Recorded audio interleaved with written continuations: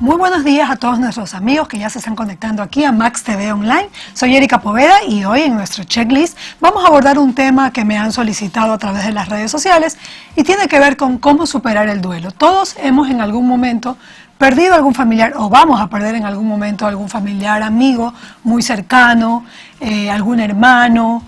Y además conocemos a gente que ha perdido, en algún momento ha tenido esta pérdida de un ser querido y es importante que conozcamos un poco cuál es el trayecto, cuáles son los procesos y los ciclos por lo que pasa cada una de esas personas al momento de sufrir una pérdida de un familiar que se haya muerto. Entonces por eso hoy he invitado a un invitado de lujo como todos los que tenemos en este programa y le quiero dar la bienvenida al psicólogo Samuel Merlano. ¿Cómo está? Gracias por acompañarnos hoy en nuestro programa. Muchas gracias, Erika. Es un placer estar aquí y muy encantado de poder tratar un tema que va a ayudar a muchas personas que están pasando por momentos muy difíciles. En esos momentos difíciles donde te pones a prueba todas tus emociones, saber que pierdes a un familiar, ¿cuáles son esos ciclos que se evidencian dentro de esta pérdida en un duelo? Cuando una persona pierde a alguien, va a tener la primera reacción es una negación. Va a tener una negación completa donde no va a aceptar lo que le ha pasado. Ningún ser humano está preparado para perder a nadie. Todo el mundo hace proyectos futuros, proyectos con los padres, con los hijos, con los familiares. Y cuando se da esta pérdida, que la mayoría de las veces es imprevisto, es algo que salió de un momento a otro, todos quedan en una negación. No puedo creer que me esté pasando esto. Doctor, pero en algún momento, sí, es verdad que a veces hay muertes, todas son inesperadas, pero hay algunos que ya tienen un diagnóstico en que te van preparando al familiar y te dicen, no tiene tanto tiempo de vida, en algún momento va a pasar. ¿Cómo funciona ahí el tema? ¿Sigue igual la negación? Sí, la negación se mantiene. ¿Por qué? Porque el tema de la muerte, como es uno de los temas más misteriosos de la vida, los seres humanos evitan hablar esos temas y no aceptarlo. Me ha tocado en muchas familias que les ha ayudado a pasar la negación. Ellos dicen, doctor, yo sé que mi familiar va a morir porque le han dado tantos días o semanas o meses, pero yo no quiero hablar este tema ahora. ¿Por qué no lo hablamos después? Eso después es la negación. Que el postergar lo que está haciendo es que no quiero aceptar que se va tal familiar. Y ahí es donde la persona tiene una lucha interna. Por un lado, a veces el familiar, el que está convaleciente, el que está preparándose para morir, todavía también lucha con su negación. Cuando es en este caso se le ha dado un diagnóstico y un tiempo en el cual la persona puede vivir. El enfermo, la persona que está convaleciente, muchas veces también está en negación. No se diga los familiares que le aman a ese ser. Lógicamente, todos están ahí. Cuando entramos al proceso de dialogar profundamente y aceptar la muerte como parte de la vida, que eso es un proceso terapéutico, poco a poco ellos van aceptándolo. Pero no es fácil, no es de la noche a la mañana. La partida de este familiar amado, este familiar querido, que ya es un hecho, al momento que se da esta partida, también hay muchas personas en el entorno que no lo quieren aceptar, además de eso se enojan y están en un proceso que no lloran, están muy furiosos con el tema. ¿Cómo manejar? ¿Eso es otra fase dentro de no aceptar el duelo? Sí, cuando la persona está en la negación, viene lo que es la ira. La ira empieza a mostrarse como un enojo, ¿por qué nos tocó a nosotros? Y hay expresiones como, esto no es justo, mi papá no se lo merece o el familiar no se lo merece, hay gente peores, y la persona saca el enojo de una manera que no lo puede disimular. Y es parte también de la misma emocionalidad que se está viviendo. Primero es el shock de la negación y luego cuando ya lo empiezan un poquito a aceptar, empieza la ira a participar.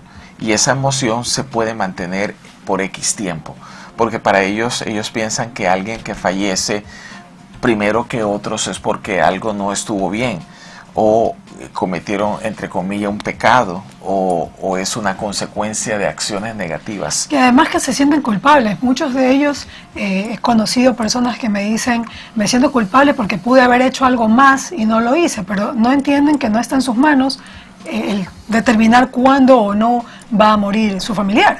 Sí, la persona no puede comprenderlo, porque siempre cuando hablan del tema de la muerte, la persona huye ese tema. Le da mucho miedo, y le da miedo también entender y comprender y aceptar que va a haber pérdidas. Cuando sobre todo ha habido familias que han estado unidas por muchos años y de pronto no han tenido una experiencia de que alguien haya fallecido y por primera vez va a suceder, eso va a ser algo muy doloroso. Por eso la ira es fuerte. Y a veces no todos los familiares van a manifestar la ira. Puede ser que 1, 2 personas lo manifiesten y los otros están en estado reflexivo. A eso iba Samuel. Una persona lo manifiesta, otra no. ¿Qué tiene que hacer?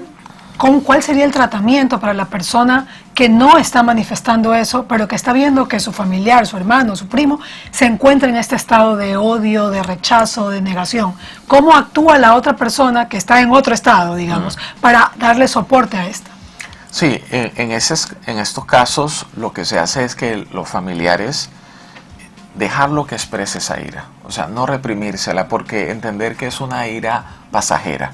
No es una ira que se va a quedar toda la vida, es una fase.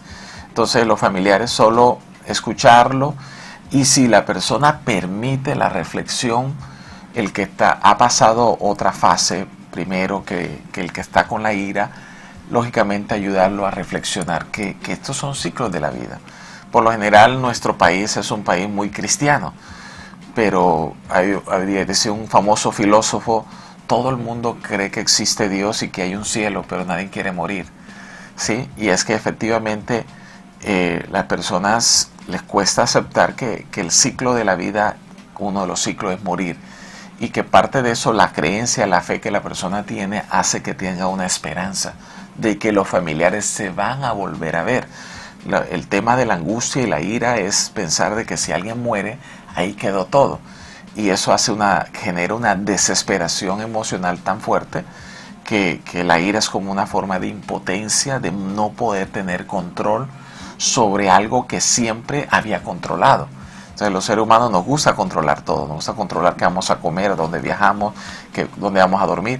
Pero cuando viene este tema y no tengo control, entra en una angustia existencial, y parte de la reacción normal es justamente la ira, el enojo, mezclado con la no aceptación.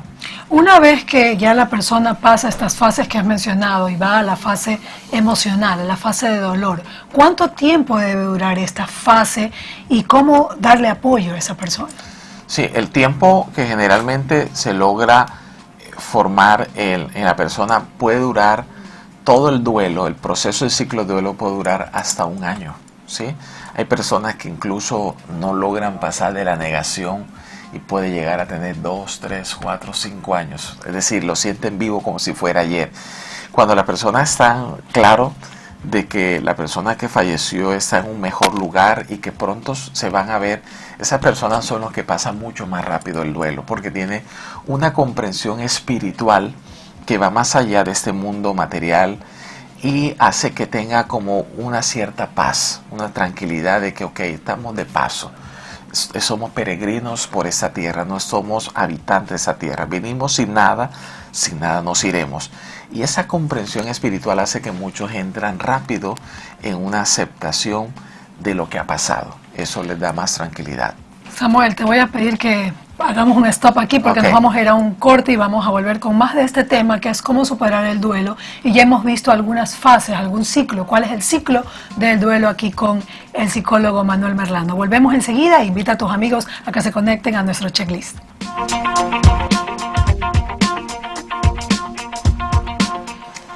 Bueno, estamos de vuelta ya aquí en Checklist. Recuerden que el tema que estamos tratando hoy es cómo superar el duelo cuando usted ha perdido algún familiar. tenemos aquí al doctor Samuel Merlano, con quien vamos a seguir conversando sobre estos ciclos y estas fases del duelo. Habíamos hablado ya de la fase de negación, de la fase en donde hay ira, hay odio. Hay una fase que también tiene que ver con la negociación. Cuénteme un poco de qué se trata esto. Sí, la negociación generalmente sucede cuando un familiar va a fallecer, ya le han dado un tiempo X, y los familiares, incluso el mismo paciente, entra en una negociación. Empiezan justamente a indicar, a hacer plegarias a Dios, orándole a Dios que si lo salva, si le da vida, o le da vida al familiar que está convaleciente, vamos a hacer tal cosa para Dios. ¿Sí? Entonces algunos dicen, me hago misionero, o dejo el alcohol de por vida, o no maltrato a mi pareja. Entonces son tipos de negociaciones que es parte de los procesos del duelo, que no quiero pensar de que va a suceder esto. Entonces de una u otra manera trata de hacerlo. Y hay personas cuando han tenido testimonio de alguien que dijo, mira, yo le dije a Dios esto y me sanó a mi abuelita, a mi tía. Entonces eso como que reafirma negociar, ¿sí? Es decir, llegar a una negociación. Pero cuando hay esos testimonios no es por la negociación en sí, sino es lógicamente todas las personas que creen en Dios piensan que puede suceder un milagro. Y muchas personas... Esa sería una tercera fase. Y la fase que continúa después ya es la aceptación, o sí, el dolor es lo que viene ahora. La cuarta es el dolor, ya la depresión, la tristeza. Y ahí la persona, la tristeza le invade y está llorando solo todo el tiempo. Cada vez que pueda está llorando.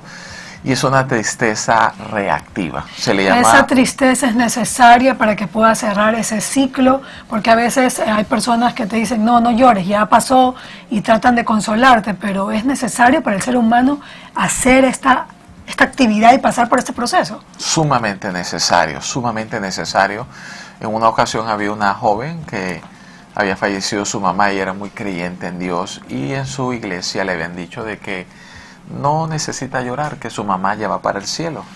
Y efectivamente ella, en el día del velorio, ella estaba con una sonrisa. Y la gente le dijo, ¿estás bien? Sí, muy bien, mi mamá ya está en el cielo y pues la voy a ver más adelante. Pero alguien que vio que no estaba bien lo que estaba pasando le dijo, ¿pero no extrañas a tu mamá? Sí, la extraño. ¿Te hace falta su presencia? Sí, me hace falta. Y cuando él estaba conversando, ella empezó a llorar. Y él le dijo, no tiene que mostrar que está feliz.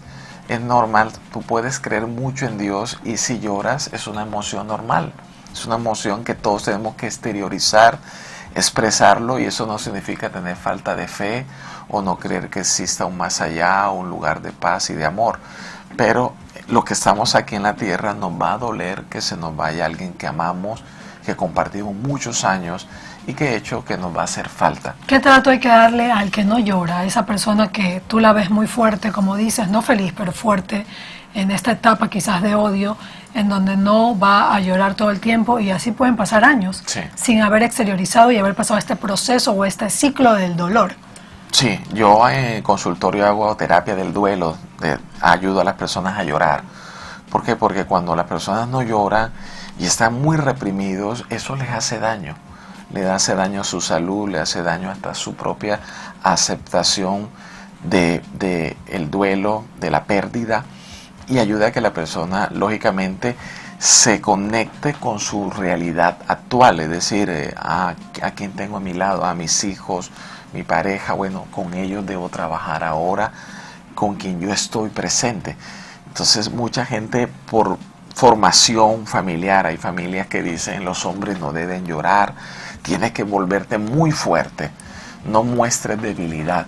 Y generalmente esto le pasa más al hombre que a la mujer, pero cuando el hombre sabe que está por dentro muy afectado, hay que ayudarlo a sensibilizarse y entender que llorar es parte de la vida, es natural. Tiene que liberar emociones a través de eso. Liberar esas emociones que hace que la persona se sienta internamente más tranquila, siente que ya descansó todo lo que tenía por dentro, y ayuda lógicamente en la aceptación.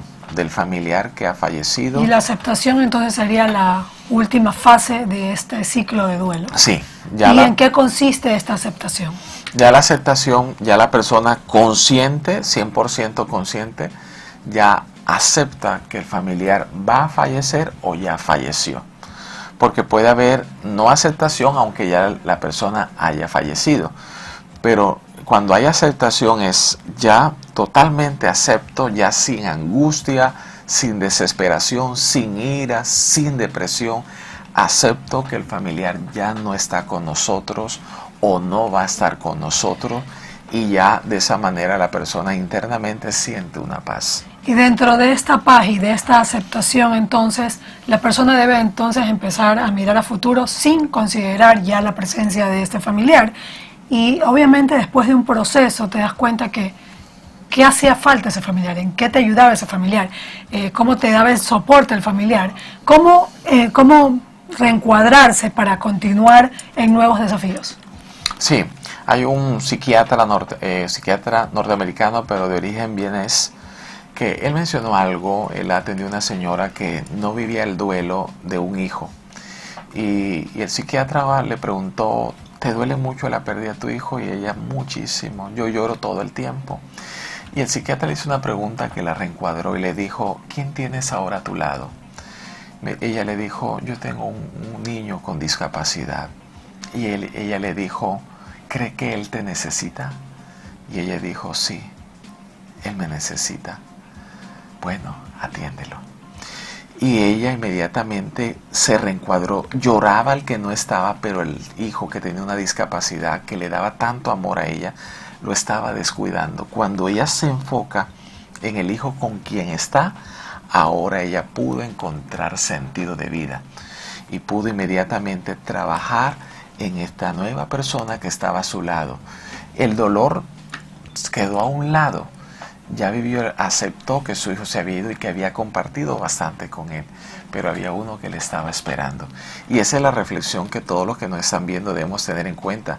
A veces estamos pensando más en el que se fue y no en los que están aquí al lado, que son los que nos necesitan, que debemos compartir con ellos, vivir vivencias tan maravillosas, y que a veces nos estamos perdiendo por dejarnos invadir de una tristeza o una depresión.